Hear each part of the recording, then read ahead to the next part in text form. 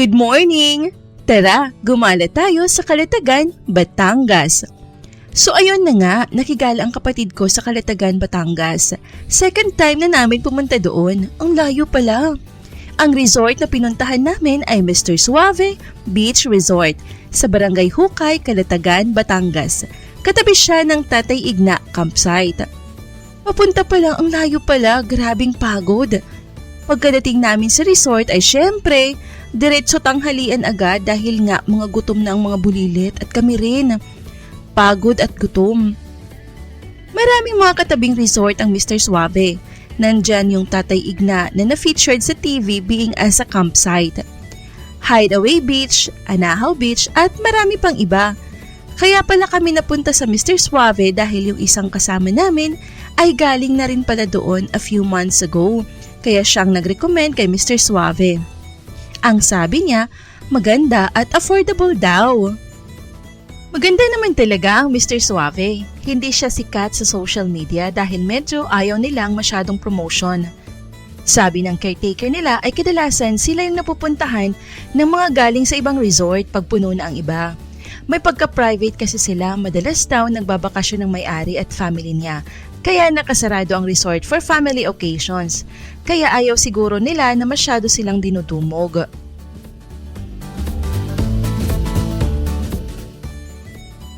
Two units ang kinuha ng kapatid ko. Bali yung isang unit ay beachfront talaga.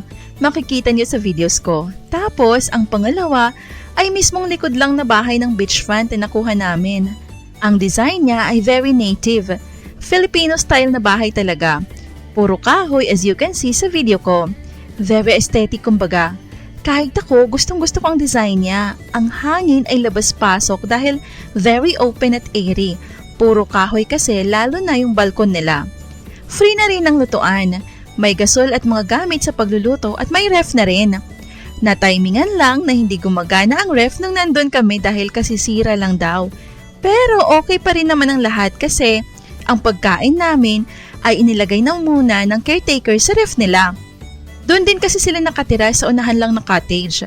Bali both cottage na nakuha namin ay may isang room. Yung isa sa harap, pag kahit cottage lang siya na pang day swimming lang ay may isang kwarto rin at may kama na pwedeng tulugan. Though walang CR, nasa labas ang CR. At yung isa ay bahay talaga na malaki. Maganda rin ang CR nila, malinis at maayos naman. May tubig din. Ang malaking bahay ay may kwarto sa taas at paikot na balkonahe which is napakaganda. Dahil timing ng pagpunta namin kasagsagan ng summer at sa balkon kami natulog ng anak ko. Ang balkon nila ay pwedeng tulugan dahil may barandilias na maluwag. Kahit hindi ka mag-electric fan sana. Kaso nung panahon na yun ay halos wala talagang hangin magdamag kaya kahit nasa open space ka, sobrang init pa rin. May kama na malaki ang malaking bahay. May libre silang unan at mga kumot pero nagdagdag pa ang kapatid ko ng 4 na extra mattresses at mga unan dahil medyo marami nga kami tas may mga bata pang dala. Bale, nakuha namin siya ng 3,500 pesos yung dalawang cottage na yon. Diba sobrang mura? Binook nga pala yan a day before bago kami pumunta sa resort. Wala pang mga nakabook kaya nakuha ng medyo mas mura compared sa regular price nila. Pero, nung araw na yon, a few hours, pagkadating namin ay aba, ang dami nang nagdadatingan galing sa ibang resort dahil puno na rin doon, o diba? Halos araw-araw daw ganon, sabi ni kuyang caretaker. Walang nakabook sa kanila pero mga ilang oras lang na fully book sila agad dahil nga sa mga katabing resort na fully book at hindi na maka-accommodate. Kaya sila ang inire-recommend. Napakaganda at malinis ang beach na napuntahan namin. Kanya-kanya sila linis ng shorelines nila. Wala ka talagang makita na basura sa dagat man o sa dalampasigan. Isa lang ang downside ng Calatagan. Hindi ka pwedeng magpaa sa dagat kagaya ng nakasanayan natin dahil maliban sa mabato, ang mga corals ay napakatalas at nakakasugat din. Kailangan magsuot ng tsinelas at mag long pants dahil pag nakaapak ka ng corals tas na out of balance ka, aba ay tiyak na masusugatan ka talaga. Tips pagpupunta ng Calatagan. Una ay magbaon ng mahabang pasensya sa kalsada, lalo na sa Barangay Hukay. May mga parts kasi na hindi pa simentado at may kalayuan din ng Barangay Hukay. Pangalawa, magdala ng kailangan like tubig na marami, pagkain at mga extra kumot, unan or pwedeng higaan dahil baka pagdating nyo doon ubos ng mga extra mattresses nila ay wala talaga kayong matutulugan kundi sa lapag. Though yung napuntahan namin is kahoy naman. Walang grocery store doon kaya dalhin lahat ng mga kailangan. Sa Mr. Suave, isa lang ang tindahan at medyo malayo rin ang nilakad namin. Pangatlo, kung may mga bata, siguraduhin na may mga baon kayo na gatas, mineral water at diaper. Dahil baka timing na walang tinda ang maliit na tindahan doon ay talagang maluluka ka kung saan ka maghahanap. Pang-apat ay tsinelas. Make sure na may tsinelas ka talaga o sapatos na pwedeng pang tubig dahil hindi mo may enjoy ang dagat pag wala kang baon na tsinelas kasi matalas talagang mga bato.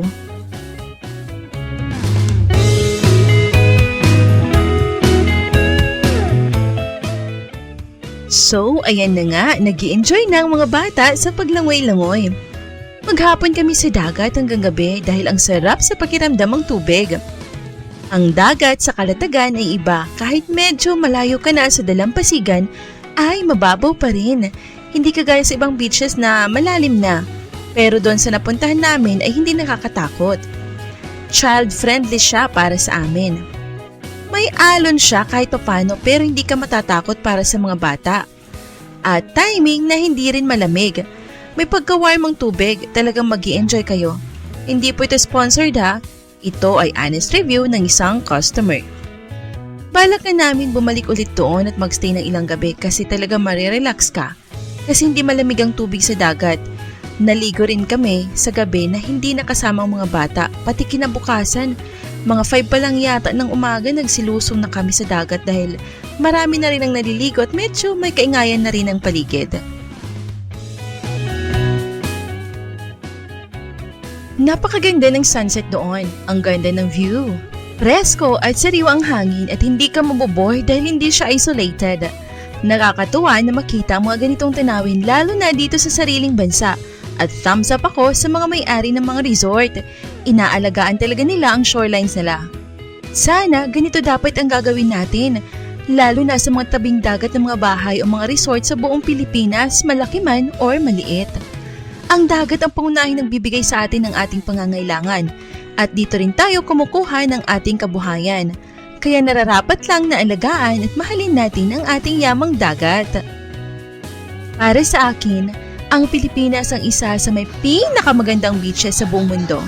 Wala tayong katulad, kaya sana mahalin natin ito. Magtulong-tulong tayo sa paglilinis ng dalampasigan at iwasan magtapon ng basura sa dagat lalo na sa mga ilog. Kasi sa dagat pa rin dumadaloy ang basurang itinatapon natin. Nakakalungkot na marami tayong kababayan na matitigas pa rin ang ulo. Alam niyo ba na ang mga basurang tinatapon niyo sa dagat o sa ilog ay bumabalik pa rin sa atin at mas delikado dahil diretso sa katawan natin.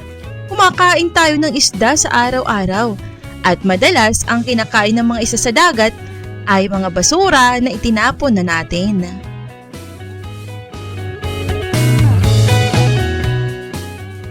Ayan, pagkadating ng gabi ay inuman session na sila. Alam niyo naman tayong mga Pinoy ay napakahilig magpasaya, sumayaw at kumanta. Umulan man at bumagyo, basta tayo ay magkakatuwaan lang. Sa katabing cottage din ay may nagbi-videoke nagkakasayahan. Pwede nga pala mag-rent ang videoke doon, hindi ko lang natanong kung magkano. At pwede ka rin magdala ng sarili mo na tronggon o sound system. Mayroon din ihawan kung gusto niyo mag-ihaw. Pag gusto ng preskong isda, magtanong lang kayo sa caretaker dahil may mga dumadaong na bangka minsan at bagong huli na isda ang makikita.